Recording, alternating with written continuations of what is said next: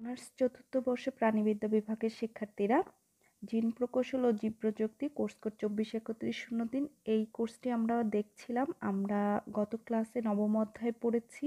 নবম অধ্যায়ের অলরেডি আমরা একটা টপিক শেষ করেছি। আজকে আমরা নতুন আরেকটি টপিক দেখব।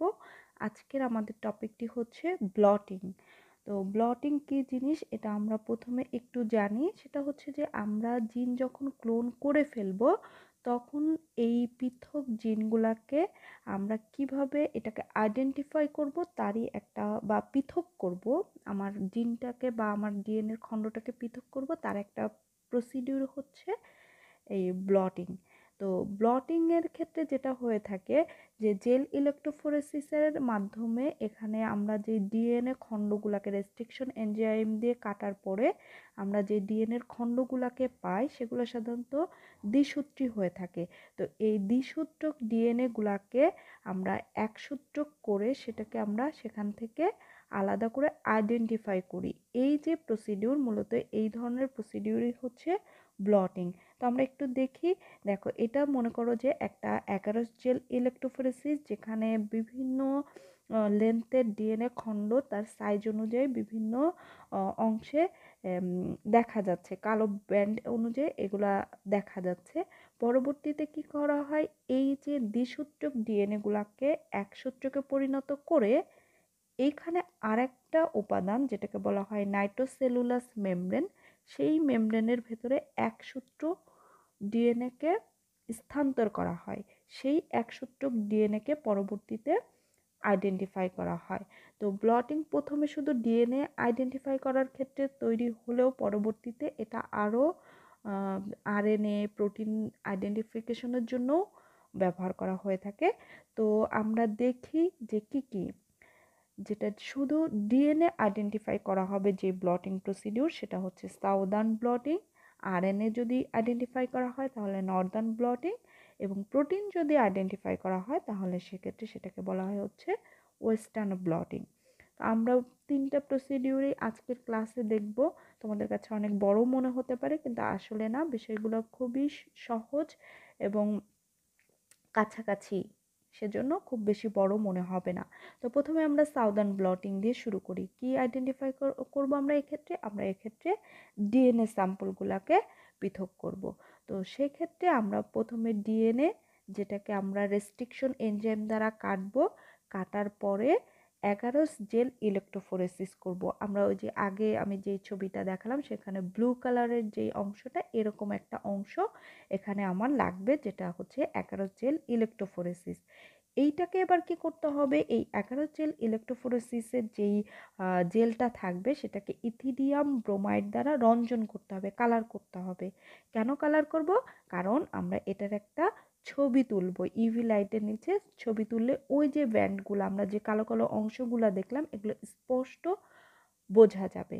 তো কেন ছবি তুলতে হবে এটাও আমার লাগবে, কারণ পরবর্তীতে আমি ওই মেমব্রেনে যখন ডিএনএ গুলা স্থানান্তরিত হবে তার সাথে আমার অরিজিনাল কোথায় ডিএনএটা ছিল সেটার একটা ম্যাচ করানোর জন্য আমার এই ছবিটা লাগবে। এর জন্য আমরা ইউভি লাইটের নিচে এই ছবিগুলা তুলব।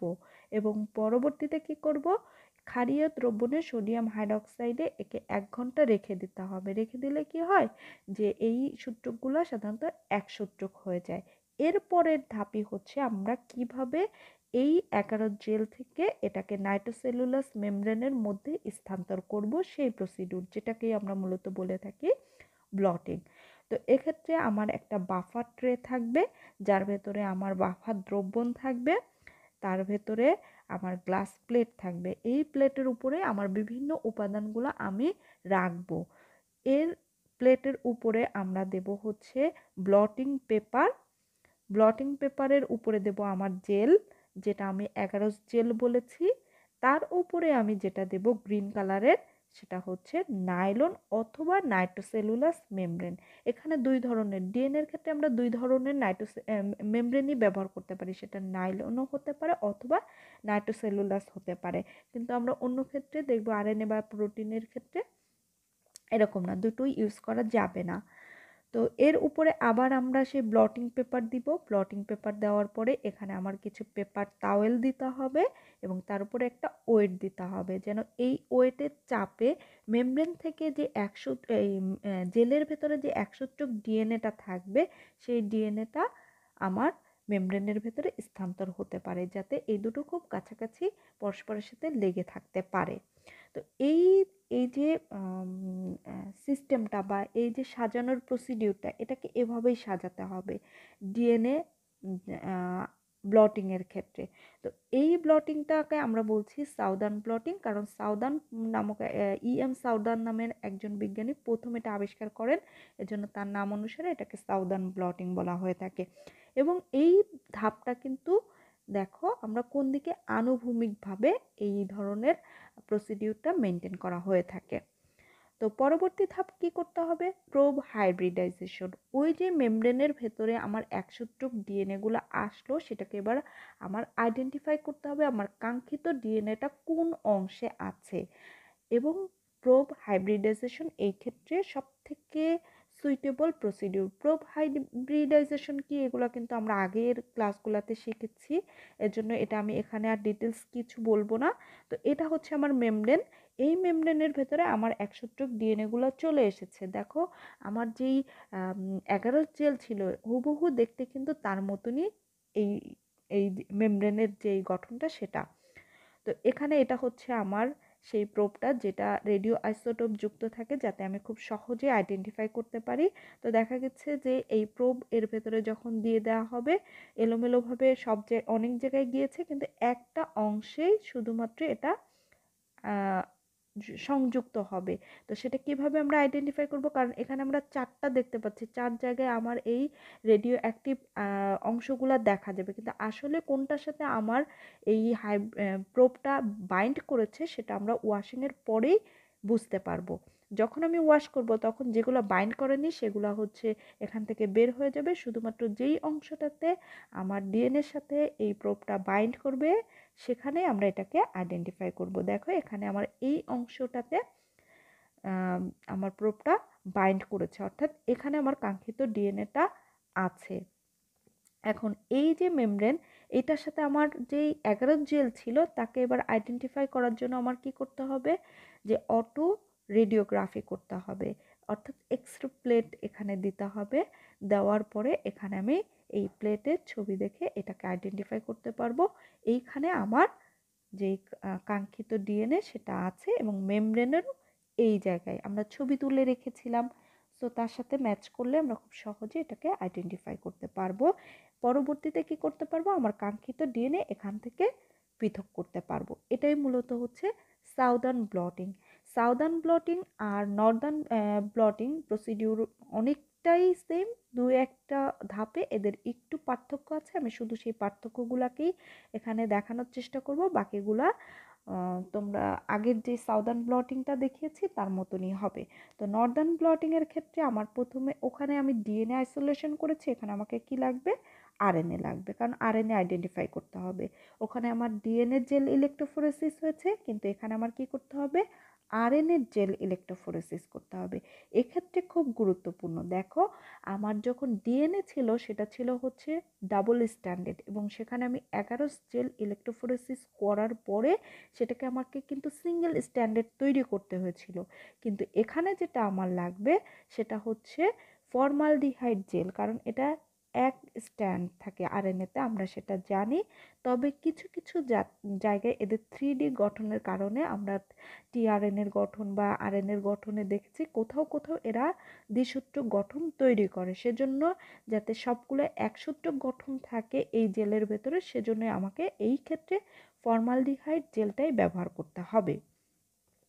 এবং ব্লটিং প্রসিডিউর আমরা তো শিখলামই আগের যেই সাউদার্ন ব্লটিংয়ের ক্ষেত্রে যে কিভাবে করতে হবে। ওই ক্ষেত্রে আমরা 2 ধরনের মেমব্রেন ব্যবহার করেছি, লাইলন অথবা নাইট্রোসেলুলাস, কিন্তু নর্দার্ন ব্লটিংয়ের ক্ষেত্রে আমাকে নাইলন মেমব্রেনটাই ব্যবহার করতে হবে। এখানেও প্রোব হাইব্রিডাইজেশন এবং ওয়াশিং এই প্রসিডিউরটা আগের যেরকম ছিল সেমভাবে করতে হবে, ডিটেকশনটাও সেম প্রসিডিউরে করতে হবে। শুধুমাত্র দেখো নাইট্রোসেলুলাস মেমব্রেন না ব্যবহার করে এখানে শুধুমাত্র নাইলন ব্যবহার করতে হবে এবং কি করতে হবে, ফর্মালডিহাইড জেল যেটা সেটা ব্যবহার করতে হবে। তাহলে আমার কাঙ্ক্ষিত ডিএনএ আগেরটার মতন প্রোব হাইব্রিডাইজেশনের মাধ্যমে আমরা ডিটেক্ট করতে পারবো। এখন আসি ওয়েস্টার্ন ব্লটিং। এটা একটু ডিফারেন্ট আগের দুটোর থেকে। আগের দুটোর ক্ষেত্রে ব্লটিংয়ের যে সাজানোটা সেটা ছিল আনুভূমিকভাবে, কিন্তু এটা হয় হচ্ছে ভার্টিক্যাল বা উলম্বভাবে। তো আমরা প্রসিডিউরের ক্ষেত্রে কি কি ধাপ হবে আমরা সেটা দেখি। আমার কাঙ্ক্ষিত প্রোটিন সেটা 3D গঠন থাকে, আমরা তো জানি যে প্রোটিনের গঠনে সেটা হচ্ছে 3D গঠন করে স্ট্যাবল হয়। এবং এক্ষেত্রে দেখো এসডিএস পলিঅ্যাক্রামাইড জেল ইলেকট্রোফোরেসিস করতে হবে, সোডিয়াম ডেডোসাইল সালফেট যেটা সেটা দিয়েই এটাকে ইলেকট্রোফোরেসিস করতে হবে। এবং এই যে ইলেকট্রোফোরেসিস করার পর এই অংশটা পাওয়া যাবে। পরবর্তী ধাপে আমরা যেটা করব ব্লটিং। আমরা আগেরটা কি করেছিলাম আনুভূমিক, কিন্তু এটা হবে হচ্ছে উলম্ব। সেটিংটা একটু আলাদা, আগের দুটোর থেকে এটা সেটিং একটু আলাদা। প্রথমেই আমরা কি দিব, স্পঞ্জ দিব। তো স্পঞ্জ দেওয়ার পরে আমার দিতে হবে হচ্ছে ফিল্টার পেপার। ফিল্টার পেপারের পরে আমরা দেব হচ্ছে আমার জেল যেটা আমরা তৈরি করেছি, তারপরে আমরা দেব মেমব্রেন, এরপরে আবার আমরা দেব ফিল্টার পেপার এবং আবার দেব হচ্ছে স্পঞ্জ। এই যে সাজানোটা এক্ষেত্রে খুবই গুরুত্বপূর্ণ একটা বিষয় মাথায় রাখতে হবে, সেটা হচ্ছে যে আমার নেগেটিভ চার্জ এবং পজিটিভ চার্জ কোন সাইডে দিব। দেখো নেগেটিভ চার্জটা যেই দিকে আমার জেলটা থাকবে সেই দিকে থাকবে নেগেটিভ চার্জ, এবং পজিটিভ চার্জ থাকবে যেই দিকে হচ্ছে মেমব্রেন সেই দিকে। এই সেটিংসটা খুবই গুরুত্বপূর্ণ ওয়েস্টার্ন ব্লটিংয়ের দিকে। যদি এটা আমরা না করি তাহলে কিন্তু কোনোভাবেই আমার জেল থেকে আমার প্রোটিন উপাদানটা মেমব্রেনের ভেতরে আসতে পারবে না। যদি উল্টা সেটিং হয় তাহলে কিন্তু কখনোই আমার মেমব্রেনের ভেতরে আমার কাঙ্ক্ষিত প্রোটিন উপাদানটা আমি পাবো না।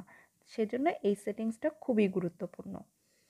আচ্ছা, এরপরে আমার যেটা করতে হবে সেটা হচ্ছে এই যে আমার যেই মেমব্রেনে আমরা পেলাম, এখানে কিন্তু আমার প্রোটিন উপাদান আছে। প্রোটিন উপাদানের ক্ষেত্রে আমার প্রথমে কি করতে হবে, এই মেমব্রেনের ভেতরে ব্লকিং দিতে হবে।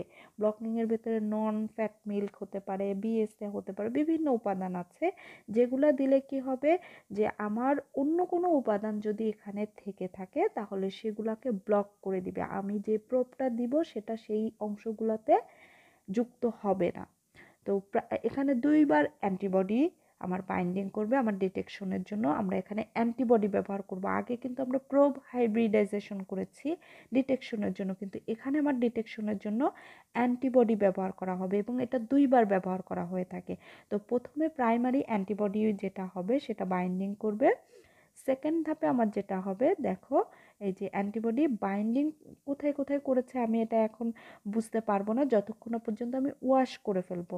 দেখো এখানে আমার আমি 2 4 5টা অ্যান্টিবডি আছে, কিন্তু সবগুলোই কিন্তু ডিএনএ প্রোটিনের সাথে যুক্ত হয় নাই। একটা আমরা দেখতে পাচ্ছি, বাকিগুলো হয় নাই, কিন্তু এটা তো খালি চোখে দেখা যায় না। তো সেক্ষেত্রে আমার ওয়াশিং করার পরে আমরা দেখব যে একটাতে এটা বাইন্ড করেছে। সেটা আমরা যখন আইডেন্টিফাই করতে যাবো, আগে তো আমরা অটো রেডিওগ্রাফির মাধ্যমে এক্সরে ফিল্মে ছবি তুলে সেটাকে আইডেন্টিফাই করেছি, কিন্তু এক্ষেত্রে আমাকে যেটা করতে হবে সেকেন্ডারি অ্যান্টিবডির মাধ্যমে এটাকে আইডেন্টিফাই করতে হবে। সেক্ষেত্রে আইডেন্টিফাই করার ক্ষেত্রে কি হবে, সেকেন্ড অ্যান্টিবডিটা হবে ফার্স্ট অ্যান্টিবডির সাথে কমপ্লিমেন্টারি এমন একটা গঠন যেটা ওই অ্যান্টিবডিটাকে আইডেন্টিফাই করতে সক্ষম। তো সেক্ষেত্রে আমার যেটা হবে, এই যে আমরা দেখতে পাচ্ছি যে সেকেন্ড যেটা প্রথমটা আমার রেড কালারের অ্যান্টিবডি ছিল, সেকেন্ডটা আমার ব্লু কালারের, এবং এখানে একটা সাবস্ট্রেট গঠন হয় যেটা আমরা গোলাপি রঙের দেখতে পাচ্ছি। এবং দেখো প্রোটিনের অংশটাও আমার কিন্তু গোলাপি হয়ে গিয়েছে। অর্থাৎ যখনই এই সেকেন্ডারি অ্যান্টিবডিটা ফার্স্ট প্রাইমারি অ্যান্টিবডির সাথে বাইন্ড করবে, সাবস্ট্রেটের উপস্থিতির কারণেই আমার যেই প্রোটিন অংশটা সেটা তার কালার চেঞ্জ করে আমাকে আইডেন্টিফাই করতে সহজ করে দিবে যে আমার কোথায় কাঙ্ক্ষিত প্রোটিন অংশটা উপস্থিত আছে। এখন আমরা যেটা দেখব, এটা তোমাদের অনেক সময় 4 মার্কসের কোশ্চেন হিসাবে আসে, মনোযোগ সহকারে এটা পড়বে এবং তৈরি করবে। আমরা 3টা যে ব্লটিং প্রসিডিউর দেখলাম তার পার্থক্য। সাউদার্ন ব্লটিং, নর্দার্ন ব্লটিং আর হচ্ছে ওয়েস্টার্ন ব্লটিং। তো প্রথমে আসি সাউদার্ন ব্লটিং। এটা হচ্ছে ডিএনএ ব্লটিংয়ের ক্ষেত্রে, আমরা ডিএনএর ক্ষেত্রে ব্যবহার করি এই প্রসিডিউর। নর্দার্ন আমরা আরএনএ, ওয়েস্টার্নের ক্ষেত্রে প্রোটিন। এই অংশটুকু আমরা প্রসিডিউরেই শিখে এসেছি, সো কোনো প্রবলেম নাই। সেকেন্ডটাও আমরা জানি, প্রথমটাতে অ্যাগারোস জেল, দ্বিতীয়টাতে হচ্ছে ডিন্যাচারেটিং ফর্মালডিহাইড জেল, আর তৃতীয়টাতে হচ্ছে এসডিএস পলিঅ্যাক্রিলামাইড জেল। এক্ষেত্রে আমরা সেটিংস কোনটা কোনভাবে, প্রথম দুটো হচ্ছে আনুভূমিক এবং পরেরটা ছিল হচ্ছে উলম্ব সেটিংস। প্রথম দুটোতেই আমরা কি ব্যবহার করেছি, ডিএনএ প্রোব বা সিডিএনএ প্রোব যেটাই বলি না কেন, যেহেতু আরএনএর ক্ষেত্রে আমার পরবর্তীতে যে ডিএনএ তৈরি হয় সেটা হচ্ছে সিডিএনএর মাধ্যমেই দিতে হয়, সেজন্য আমরা এখানে সিডিএনএ প্রোব বলবো। এবং ওয়েস্টার্ন ব্লটিংয়ের ক্ষেত্রে আমরা অ্যান্টিবডির মাধ্যমে এটাকে আইডেন্টিফাই করি। প্রথম দুটোতে আমার কোনো বৈদ্যুতিক প্রবাহ লাগে না, সেটা আমরা যখন প্রসিডিউর দেখেছি সেখানেই কোথাও আমরা দেখি নাই এ ধরনের। কিন্তু ওয়েস্টার্ন ব্লটিংয়ে আমরা দেখেছি নেগেটিভ পজিটিভ চার্জ ছিল, অর্থাৎ এখানে বৈদ্যুতিক প্রবাহ লাগে। পরের যে পার্থক্যটা সেটা হচ্ছে কোন ধরনের মেমব্রেন আমরা কোথায় ব্যবহার করেছি। তো সাউদার্ন ব্লটিংয়ে আমরা নাইট্রোসেলুলাস এবং নাইলন যে কোনোটাই ব্যবহার করতে পারবো, কিন্তু নর্দার্নে অনলি নাইলন, এবং ওয়েস্টার্নের ক্ষেত্রে আমরা নাইট্রোসেলুলাস মেমব্রেন ব্যবহার করে থাকি সাধারণত। আর এখানে সাউদার্ন ব্লটিংয়ে কোনো পজিটিভ কন্ট্রোল, মানে আমার যেই ডিএনএর গঠনটা এটা আসলেই সঠিক কি সঠিক না এ ধরনের কোনো জানার জন্য পজিটিভ কন্ট্রোলের দরকার হয় না, কিন্তু নর্দার্ন ব্লটিংয়ে এটার দরকার হয়, আর ওয়েস্টার্ন ব্লটিংয়ে পজিটিভ কন্ট্রোলের দরকার হয় না। এই তিনটা প্রসিডিউরের তুলনা তোমরা আশা করি সহজেই বুঝতে পেরেছো। যদি তোমার প্রসিডিউরটা ভালোভাবে বুঝো তাহলে পার্থক্যগুলো খুব সহজেই মনে রাখতে পারবে। আজকে এ পর্যন্ত, নেক্সট আমরা আরেকটা টপিকস দেখব। সে পর্যন্ত সবাই ভালো থাকবে।